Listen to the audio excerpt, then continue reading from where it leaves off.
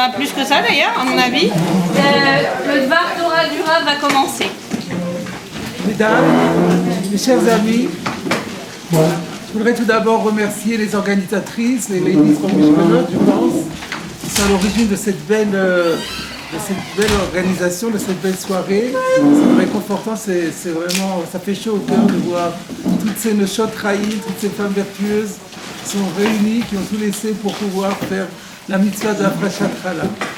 Alors on m'a demandé donc de donner un petit éclairage, je voudrais donner un petit éclairage sur cette mitzvah de la Parashat Chala dont on dit qu'elle attend de Ségoulot.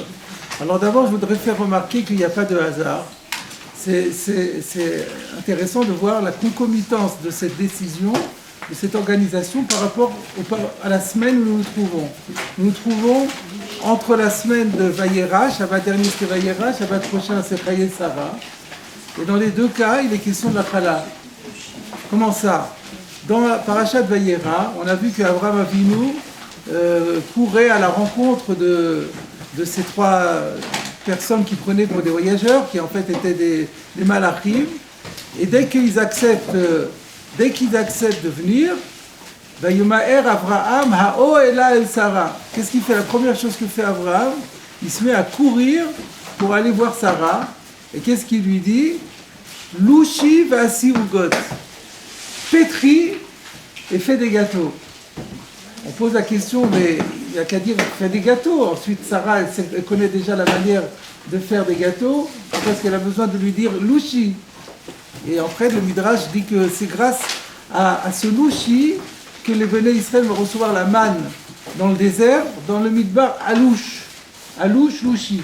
Louchi, c'est-à-dire pétri. Pourquoi pétrir? Eh bien, à mon avis, c'est une allusion à la mitzvah Chala. Il a voulu lui dire, tu fais les gâteaux et n'oublie pas, quand tu pétris, de faire la mitzvah Chala. Donc il y a déjà une allusion à la mitzvah Chala. La deuxième allusion, c'est dans la parashat Chaye Sarah. La parashat Chaye Sarah, quand Yitzhak rencontre Rivka, il y a écrit que Vayavi Ota Ha'o ela Sarah imo. Il l'a amené dans la tente.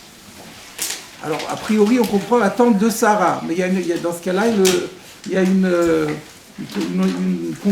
forme grammaticale qui n'est pas adaptée. C'est pourquoi le Rashi rapporte au nom du Midrash. En fait, il n'y avait pas la tente de Sarah. Sarah, elle n'avait pas une tente à elle. Elle ne dormait pas dans une tente séparée de son mari. C'était la tente, en fait, la tente du couple. Et il n'y avait aucune raison non plus que Yitzhak crée une tente séparée pour sa femme.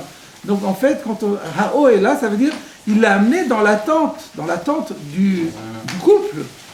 Et pourquoi il y a écrit Sarah Imo, Veine Sarah Imo. Et voilà qu'il a découvert que Rivka était exactement comme sa mère Sarah. Ça veut dire quoi exactement comme elle? Et là, Rashi rapporte ce fameux midrash, c'est que tant que Sarah était en vie, il y avait trois choses particulières qui se passaient. Il y avait la lumière de Shabbat qu'elle allumait le vendredi soir, elle restait allumée pendant toute la semaine. La deuxième chose, c'est qu'il y avait Beracha Metsuya Baïsa. Il y avait une bénédiction qui pénétrait à l'intérieur de la pâte. Mais cette pâte-là, elle était bénie, et donc ça veut dire qu'elle durait énormément longtemps, et elle était hyper bonne, et puis il y en avait tout le temps, on n'en manquait jamais. La troisième des choses, c'est qu'il y avait Anan Kashour à la Ohel, il y avait un nuage qui était attaché au-dessus de la tente. Et lorsque Sarah est niftar, ça a disparu. Et lorsque Rivka est rentrée dans la tente, c'est revenu. Et donc la bracha Metsuya Baïsa, alors ces trois choses-là font référence à, comme ça les commentaires disent, le ner, c'est aux trois mitzvot, dans la mitzvah, la Mishnah dit dans Bemadlikim que Ashlosha Dvarim Nashim Metot, il peut y avoir trois choses sur lesquelles les femmes risquent de perdre la vie, Bishat Ledata au moment de l'accouchement, Al-Shenon Zeirot, si elles ne font pas attention à accomplir, Nida, Chala et Adlakataner. Donc le nerf, Adlakataner, c'était le nerf qui brûlait pendant toute la semaine. La chala, c'était la bracha Metsuya Baïsa, la bracha qui se trouvait dans la pâte, et Nida, c'est ça qui était le nuage qui représentait la Shrina. En fait, ces trois dimensions-là font référence aux trois saintetés dans le livre Sefer Yetzira, qui est un livre très ancien de Kabbale. Il y a écrit qu'il y a trois dimensions. Donc, il y a le Olam, Shana et Nefesh. Olam, c'est l'espace, Shana, c'est le temps, Nefesh, c'est la personne. Et donc, nous apportons, grâce aux mitzvot, la sainteté dans le temps, dans l'espace et au niveau de notre propre corps. Et là, on retrouve les trois mitzvot. La mitzvah qui sanctifie le corps par excellence, c'est les lois de Nida, Taharat HaMishpacha, la pureté de la famille. La dimension du temps, c'est Ner Shabbat, c'est le Ner Shabbat. Et c'est pour ça qu'elle allume le Shabbat, mais ça brûle en fait toute la semaine. Et donc là, on découvre que la Chala, en fait, la mitzvah d'Afrashat Chala, ça désigne la sanctification de l'espace. C'est la Kedushat Habayit. Parce que le lieu où on opère la mitzvah Chala, c'est en général dans la cuisine, c'est à l'intérieur de la maison. Et c'est ce qui permet, c'est donc, comme toutes les lois de la cacheroute, mais c'est emblématique de la sainteté de l'espace. Donc la signification de la Parashat Chala, à la base, c'est donc cette sanctification de l'espace qui a été dévolue notamment aux femmes, même si les hommes peuvent aussi ont aussi l'obligation d'accomplir cette mitzvah. Alors, dans le Zohar HaKadosh, il est dit que cette mitzvah d'Afrashat Chala, elle a une ségoula, elle a une vertu particulière, c'est-à-dire qu'au moment de cette mitzvah, les prières sont particulièrement exaucées. La force de prière est particulièrement exaucée. Il y a une communauté de mots qu'on peut montrer. Chala, c'est la Chala. Et dans la Torah, il est dit Vayechal Moshe, c'est les mêmes lettres.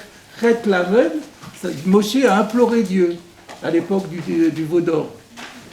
Aujourd'hui, il y a un passage du Marzor de Rosh Hashanah Yom Kippour que l'on chante, qui est devenu un chant célèbre. Au Chila Lakel, c'est la même racine, c'est toujours Chet Lamed. Donc Chet Lamed, ça veut dire à la fois le prélèvement de la Chala et en même temps c'est la Tfila. Donc on voit qu'il y a un lien très fort entre les deux.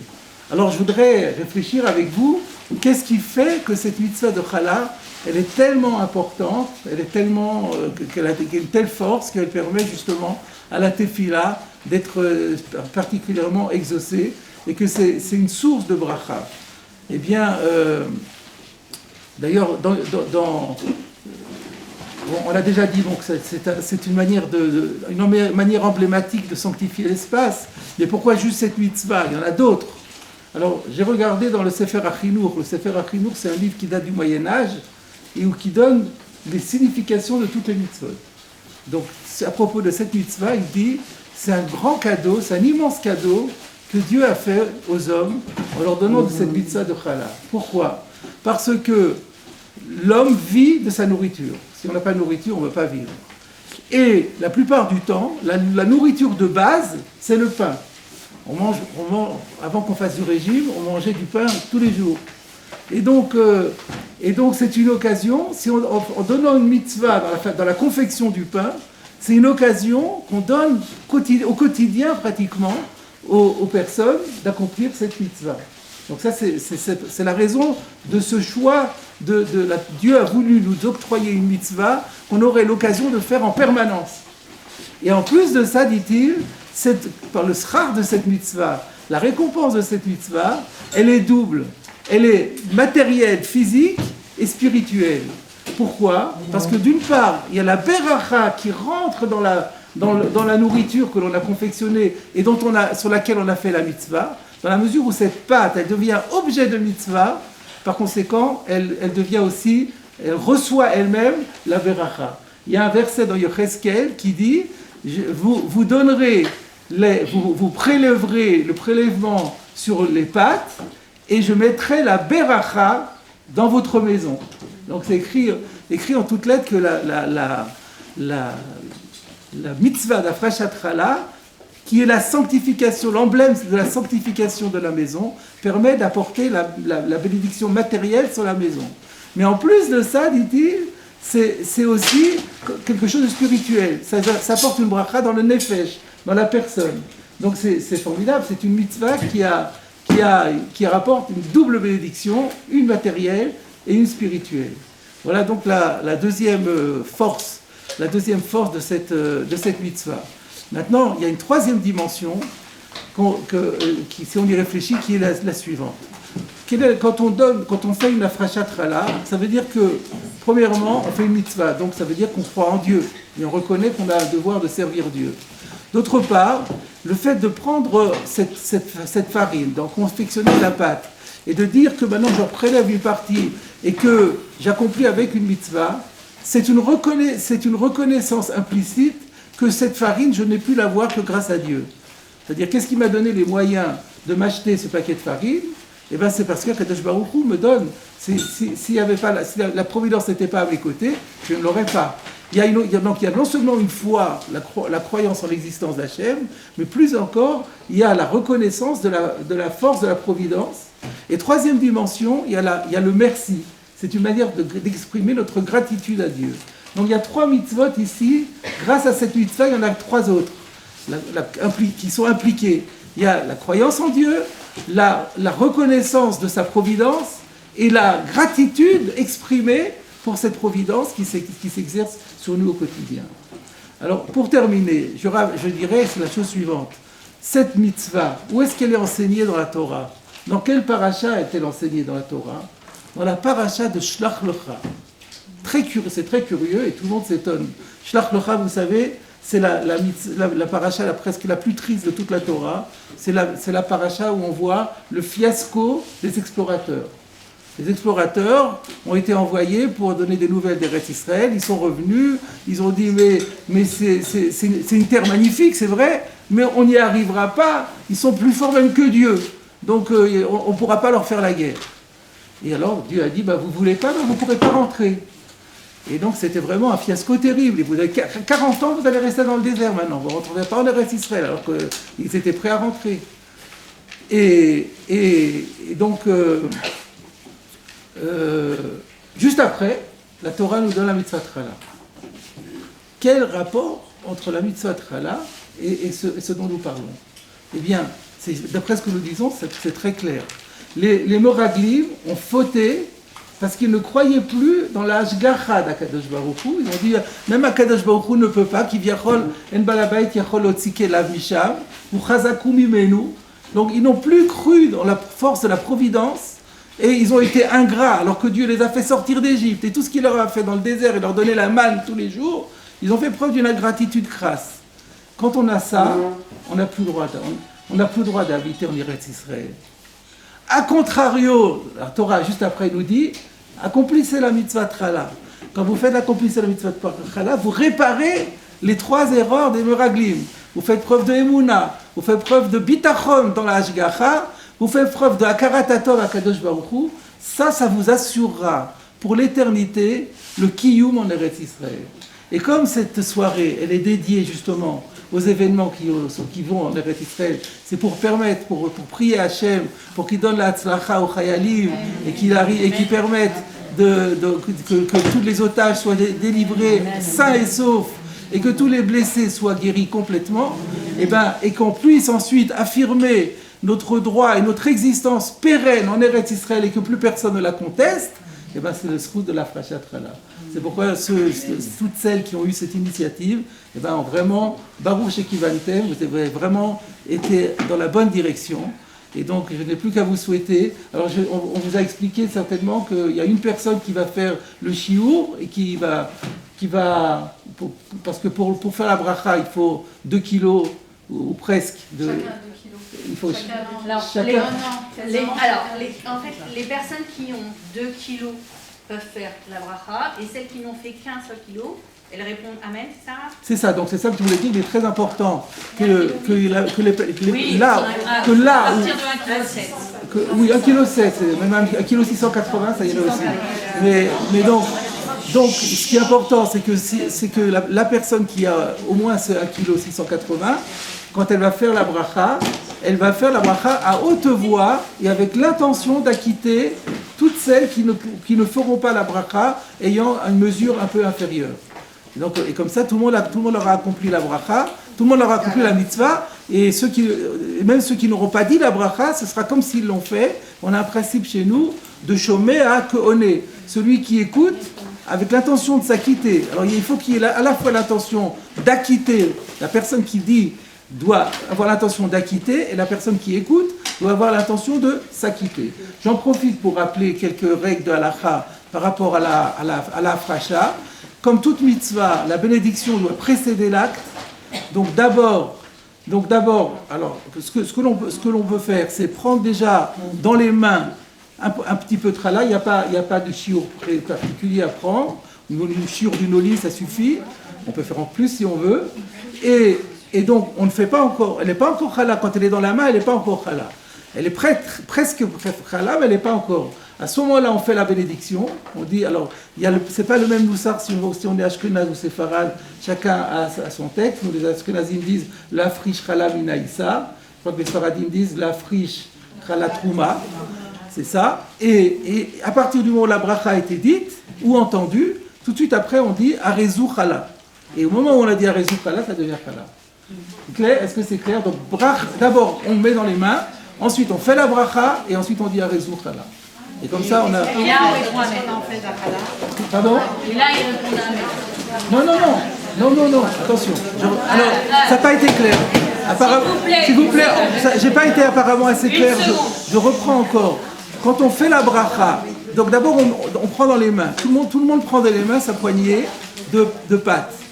Ensuite, celles qui font la bracha, ou une personne peut-être. Parce qu'il faut bien entendre, si tout le monde fait la bracha en même temps, ça ne va pas. Il faut qu'il y ait une personne qui dise la bracha pour celles qui sont à côté d'elle et qui entendent. Et à ce moment-là, toutes les autres qui n'ont pas dit la bracha et qui ont entendu vont dire Amen. Tout de suite après la récitation de Asher Tichanu, Mesa Vetzivanu, la friche Chala Minaïsa. Et à ce moment-là, on fait Amen. Et une fois qu'on a fait Amen, la bracha est terminée. Et à ce moment-là, on dit Arezou Trouma. Qu'est-ce qu'on en fait? Et après, on a donné des petits sacs pour mettre la... Alors il faut savoir que ce qu'on a prélevé de Trouma est interdit à la consommation. Et donc il faut soit l'emballer très joliment et le mettre à la poubelle. Oui, on a prévu des petits sacs pour mettre le prélèvement. Voilà, et puis en fait emballer encore une deuxième fois dans un papier journal ou dans un beau sac pour que ce soit d'arrêt kavod. Je ne dis pas de le brûler, certains le brûlent. Mais comme c'est assourd, en le mettant dans le four, on rend le four taref. Après, il faut cacholiser le four. Donc c'est pas tellement intéressant. Voilà. La femme qui n'a pas fait la bracha, est-ce qu'elle peut faire le vieillir Hudson? Ah bah évidemment. D'accord. Évidemment. Et bien sûr, il faut faire vieillir Hudson, c'est sûr. Ah bah Et oui. à quel moment on donne les noms des malades ou des otages? Alors, après qu'on ait accompli la mitzvah, à ce moment-là, on fait toutes les tfilotes et